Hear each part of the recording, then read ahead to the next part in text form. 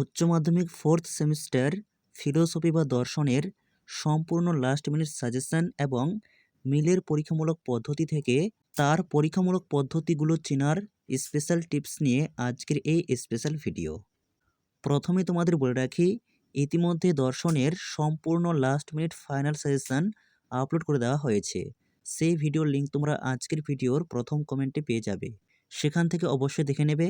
আজকের এই ভিডিওতে মূলত আলোচনা করব তোমাদের সিলেবাসে মিলের পরীক্ষামূলক পদ্ধতি বলে একটি চ্যাপ্টার রয়েছে এবং সেই চ্যাপ্টারটি অত্যন্ত গুরুত্বপূর্ণ, কারণ এখান থেকে মান 6-এর প্রশ্ন আসার চান্স প্রবল। এখান থেকে মাত্র 4টি প্রশ্ন তোমাকে পড়তে হবে, যার মধ্যে তুমি একটি পরীক্ষা কমন পেয়ে যাবে। কিন্তু সমস্যা হলো এই অধ্যায়ের প্রশ্নগুলো মূলত দুভাবে আসে, অর্থাৎ 4টি প্রশ্ন বিভিন্নভাবে আসে। যেমন 1, মিলের অন্যয়ী পদ্ধতি, 2, মিলের ব্যতিরেকি পদ্ধতি, 3, মিলের অন্যয় ব্যতিরেকি বা যুগ্ম পদ্ধতি, 4, মিলের স্বপরিবর্তন পদ্ধতি। এইভাবে যদি লাইন তুলে তোমাকে প্রশ্নটি দেওয়া হয়, তুমি খুব সহজেই তার উত্তর লিখতে পারবে, কারণ সেখানে স্পষ্টভাবে বলা রয়েছে কোন পদ্ধতিটি তোমাকে লিখতে হবে। আর প্রশ্ন যদি উদাহরণ দিয়ে আসে, যেমন নিম্নলিখিত যুক্তির ক্ষেত্রে কোন পদ্ধতি ব্যবহার করা হয়েছে, ওই পদ্ধতিটির সংজ্ঞা, আকার ও উদাহরণ সহ আলোচনা করো। যেমন 1, একটি বায়ুশূন্য পাত্রে কখনো ঘণ্টাধ্বনি শোনা যায় না, সুতরাং বায়ুর উপস্থিতি শব্দ সৃষ্টির কারণ। 2, লোকটি যতই দৌড়াচ্ছে ততই তার ভয় বৃদ্ধি পাচ্ছে, সুতরাং দৌড়ানোই তার ভয়ের কারণ। পরীক্ষায় এই রকম উদাহরণ দিয়েও প্রশ্ন আসতে পারে। তখন তোমাকে উদাহরণ পড়ে সবার আগে বুঝতে হবে এই উদাহরণটি মিলের কোন পদ্ধতির ক্ষেত্রে প্রয়োগ করা হয়েছে। তারপর তোমাকে উত্তর লিখতে হবে। উত্তর সব ক্ষেত্রে একই হবে। সরাসরি লাইন তুলে প্রশ্ন করলেও যে উত্তর লিখবে, উদাহরণ দিয়ে আসলেও সে উত্তরটি লিখতে হবে, কিন্তু তোমাকে আগে চিনতে হবে যে এটি কোন পদ্ধতির উদাহরণ। এই জন্যই আজকের এই স্পেশাল ভিডিও। ভিডিওটি ভালো লেগে থাকলে অবশ্যই একটি লাইক করো। এইরকমই আরও নতুন নতুন ভিডিওর আপডেট সবার আগে পেতে চ্যানেলটিকে সাবস্ক্রাইব করে রাখতে একেবারেই ভুলো না। তাহলে শুরু করা যাক আজকের ভিডিওর মূল আলোচ্য বিষয়। তোমরা জানো মিলের পরীক্ষামূলক পদ্ধতি 5 প্রকার, যার মধ্যে আমাদের সিলেবাসে 4টি রয়েছে। প্রথমে রয়েছে অন্যয়ী পদ্ধতি। সব ক্ষেত্রেই একটি বিষয় একই, অর্থাৎ একটি ঘটনার মধ্যে অনেকগুলি ঘটনা থাকবে, তার মধ্যে একটি ঘটনা প্রত্যেকটি ঘটনায় মিল থাকবে। যদি এইরকম বোঝায় তাহলে সেটি অন্যয়ী পদ্ধতি হবে। যেমন উদাহরণ, দেখা গেছে যে সব মানুষ ফল খান, তারা সুস্বাস্থ্যের অধিকারী হন।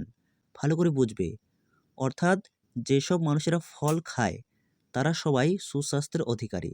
তাহলে এখানে সব মানুষদের মধ্যে একটা জিনিসে মিল রয়েছে, সেটা হলো ফল খাওয়া। তারা ফলের পাশাপাশি নিজের ইচ্ছা মতো বিভিন্ন জিনিস খান, কিন্তু প্রত্যেকের মধ্যে কমন জিনিস ফল, এবং যারাই ফল খান তারা সুস্বাস্থ্যের অধিকারী হন। এই রকম বোঝালে সেটি হবে অন্যয়ী পদ্ধতি। এরপর ব্যতিরেকি পদ্ধতি।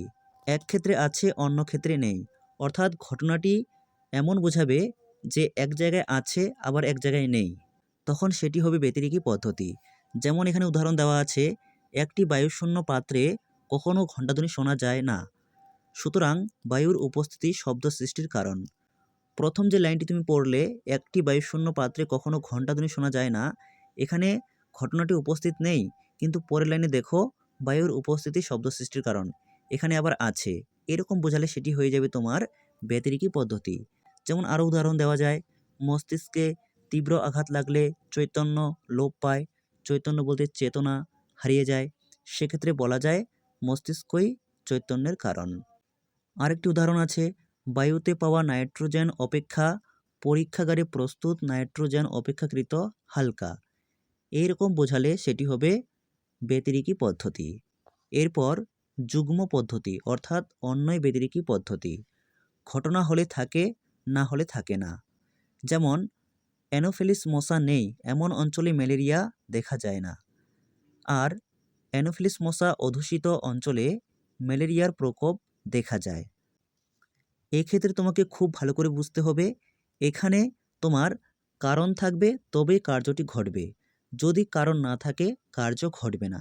এরকম বোঝালে সেটি হবে তোমার যুগ্ম অর্থাৎ অন্যয় ব্যতিরেকি পদ্ধতি। এরপর স্বপরিবর্তন পদ্ধতি। কিভাবে চিনবে? যত বাড়ে তত বাড়ে, অর্থাৎ একটি ঘটনা বাড়লে তার সঙ্গে আরেকটি ঘটনাও বাড়বে।